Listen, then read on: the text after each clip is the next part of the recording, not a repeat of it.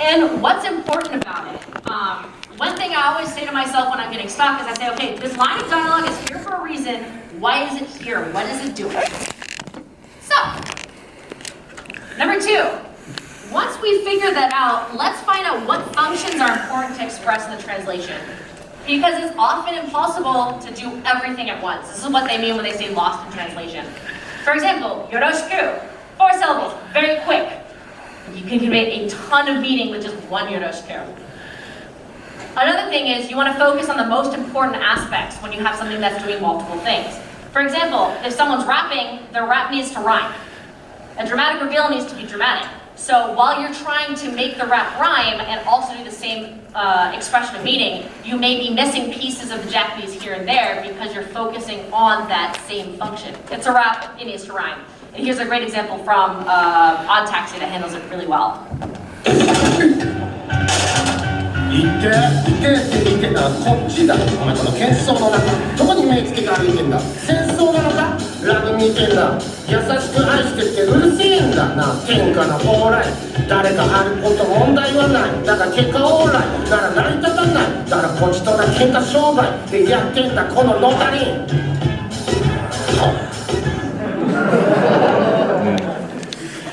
Here's another really great thing, puns and humor. And if you forgot what they are, here you go.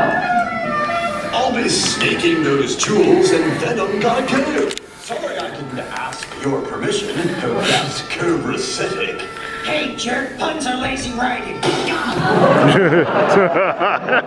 So, I personally love puns. That's not for everybody. But let's talk about the function of puns in something like an anime. Obviously, it's adding humor. A person who uses puns typically has a certain type of personality. And the people who hate puns also typically have a personality. And it very frequently uses cultural tropes. So we can throw it out. So let's create an English equivalent that focuses just on centipede and being a really bad pun. ムカデに襲われた人が何て言ったか知ってる？ムカデがうがってくる！吸ってね！ Right, so another form of, I wouldn't say pun, that we deal with a lot in translation is a linguistic connection. This would be something like a name having 2 meanings, or a word being played around with back and forth in comedy. The function is to connect 2 other otherwise unrelated concepts via 1 word or phrase to sound either artistic, funny, smart, any combination of all 3. Very common examples we see in Japanese is puns on kanji or radicals, or on character names.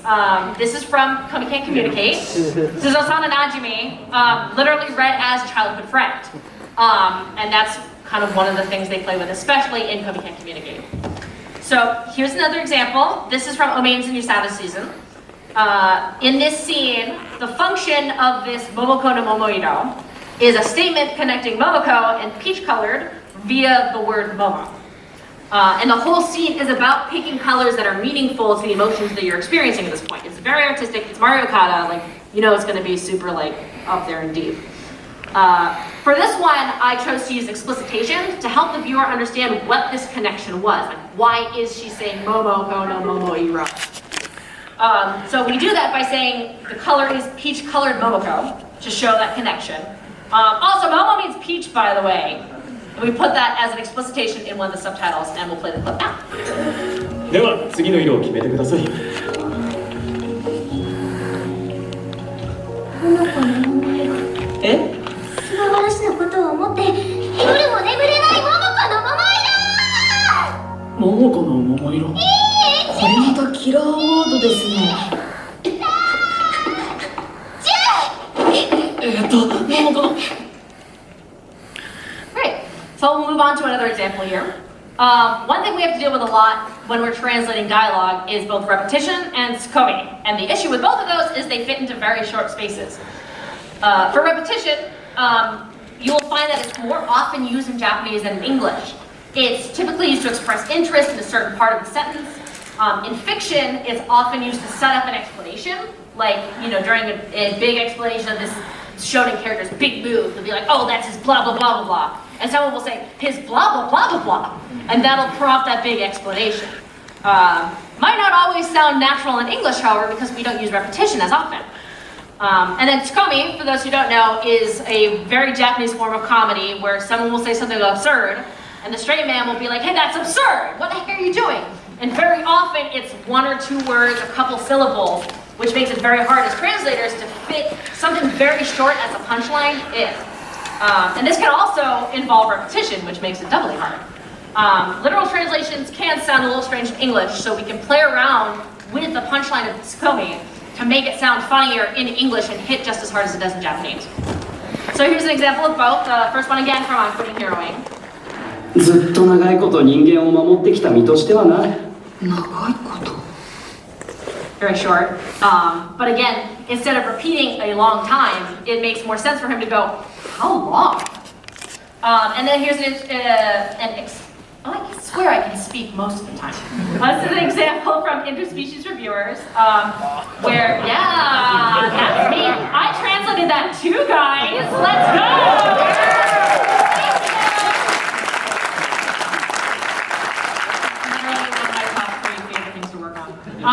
So in this scene, she's trying to put on an act, and she's not a very good actress. So the tsukomi engyuryoku is translated like this. やめなさい、無礼者。騎士として、とにかくやめて。Right. Let's move on to another concept in functionalism, idioms and sayings. And I found this, which makes me die. One of the best things you can do with an idiom is find the equivalent in the target language. You'd be surprised how many idioms in Japanese have very good equivalents in English that we can use and swap out. But not always can we find an equivalent. Sometimes, again, it's tied to on-screen visuals. You can try to connect it to the visual, or find a pivot word with a different idiom that expresses the same meaning. Or you can identify that critical function. So like here, if they're saying this is what's called asameshimae, if it's literally a joke about breakfast, maybe instead you'll make a joke about breakfast instead of trying to find a breakfast-related idiom. If the breakfast part isn't important, you can just go, no, that's a piece of cake. But it's important to remember that you can still remove the idiom part of the function if the most important thing in the translation is it needs to say this. So it's always okay to step away from the idiom if you need be. Here's a really quick example of an idiom translation. This is from Kageki Shoujo. Very simple, kaeru no ko wa kaeru da ne. The function here is, it's an idiom, of course, but the biggest part of the function is it's hinting at her parentage. So we want to make sure we use that existing equivalent or something similar that'll express that same feeling. サラサちゃんが校歌の一次試験に合格したってよ。大したもんだな。効果ってあれだろ、歌って踊って芝居してってやつだろ。さすがサラサちゃん、カエルの子はカエルだね。There we go. Come on, PowerPoint, you can do it. There we go. Right, so last example for this section is, what if you have a line that has so many different functions you need to do at the same time? This is one of my favorite examples to use, is from All Maidens Near Sabbath Season. It's this tongue twister, basagatsu bakuhatsu. It literally means like bus gas explosion. But it's a difficult tongue twister. And here, the function of it in this scene is it's connecting to a DVD that has the word bus in the title. Not only that, but it's tying into this overarching theme of advancing from childhood, where you're using puns and joking around, to being sexually active adults. Not only that, it is the title of the episode. So it needs to be short enough to fit on the website, as well as in the subtitles showing you what the next episode title is. So there's a lot going on here. And the first thing that I noticed while I'm doing research on really random idioms I can use, or tongue twisters I can use, is that there are no short English tongue twisters that have the word bus in them. I looked. There are none. But I looked at that pivot word bus. We don't have to use bus if we change the connecting word on the DVD title translation. So there's something completely different we need to use. Obviously, it still needs to be bus related. So here's what I ended up going with. バスバス爆発って言って。ちょっと。10回言って。お願い。バス爆発。バスガスいや。バス。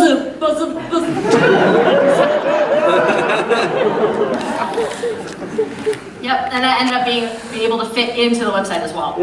So there's a lot to think about when it comes to functionalism, but it can help you get out of that really stuck part where you're like, how am I going to do all of this in one? So, what can we ask ourselves when we're thinking about function? Number one, what was the purpose of this line? Why is this line here? Why are they even saying this? Like, why are they saying it in this way? Like, look at exactly like what they're trying to express. And then what is important about this line of dialogue? Why is it here, and what makes it so important that they kept it in the script after all of their revisions? There are a few things you can try as well.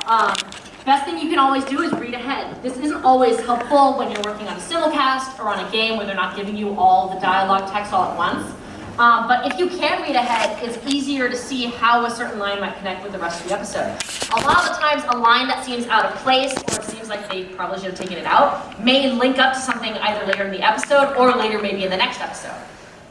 We can dissect the function of the line all the way down to the linguistic level. Do they just need a short line to put in here as a joke? All the way to the plot level, like what's important about this guy saying this right now for the basic plot. And then describe. One thing I do a lot is say, okay, why is this guy talking right now? He's saying this because we need to know this. We need to know that he's funny, or they just need to have a speaking line for this voice actor right now. So these are all things we can think about while we're working on our subtitles to make sure we're conveying the same function. So, last translation theory idea for the day is polysystem theory, which is a little more complicated than I usually go over, but it's my favorite, so now you have to learn about it. Thinking outside the lines. So, I'm gonna go back to something very simple. Culture is complicated. There's not just one overarching culture. If you travel amongst the US, there are different pockets of culture all throughout the US. I lived in Ohio for 2 years when I got my master's. They don't call it soda, they call it pop. Yeah. So when I go to a Subway, they say, hey, would you like a pop with that? And the first time I heard that, I was like, what are you asking me for? Same thing, anybody who's from SoCal, you're used to saying take the 101 or take the 110 to the 5. That's weird in Northern California. You use the, they say, oh, are you from LA or something? It's very interesting. So we have all these different cultures spread across the wider American culture, which we all share being part of America. And then there's stuff like Los Angeles culture, we have anime fan culture, there's a culture that's developed probably at AX because we all have to wait in the same lines, we all say the same stuff. I don't know if anyone was here like 10 years ago, but people were all shouting like the cake is a lie and stuff. That used to be a big thing. That's part of AX culture. So culture is complicated, and there are all these different levels of culture that we're looking at. Maybe just some humor that's not apparent to us right away. If you're a translator, you should always be learning. One great way to do that is to watch anime, which we all do. But two anime I'd love to give a shout out to. Odd Taxi's translation, fantastic. They do a lot of really interesting localization work with that. And there's a lot of really hard stuff, like there's a character that only speaks in rap. And the anime is written so well that some jokes from the earlier episodes linguistically get tied through the whole anime and revisited. So it's very, very difficult to translate. And Spy Family also has a really great translation. The way humor is being handled in that is a lot more dynamic than formal, and I think it's working super duper well. Another way that you can improve your translation skills is by watching stuff that's translated into Japanese. And my two biggest suggestions is watch BoJack Horseman. It's based on a lot of animal puns, and the way they have to handle those on and on and on in the Japanese subtitles is very well done. The Good Place also does a lot of jokes where they can't swear because they're in heaven. So all of the swears are modulated to sound kind of like the swears, and they do this really, really cool way of doing that in Japanese. So that would be a really big recommendation for me. And then finally, the biggest thing is just don't be afraid to get creative. It's very easy to fall into the, oh, I don't want to like make the fans upset. Someone's gonna make a Twitter account making fun of this stupid thing that I made. Like, it's very easy to be afraid to be creative. But there's so much cool stuff we can do to improve the value of our subtitles, not just for our clients, but for our audiences. I love this quote from Spy Family because it's very different from what he actually says in Japanese. I mean, he just says, I'm anxious. But this gives him so much more character. Even though that cultural reference isn't in English, it's such a great way of expressing it while also making it funny for the English audience. So don't be afraid to get creative. You can, and the way that you can back up your decisions is through these different theory concepts we discussed. So let's get creative. Let's make our subtitles great. And yeah, that's all I have. Thank you.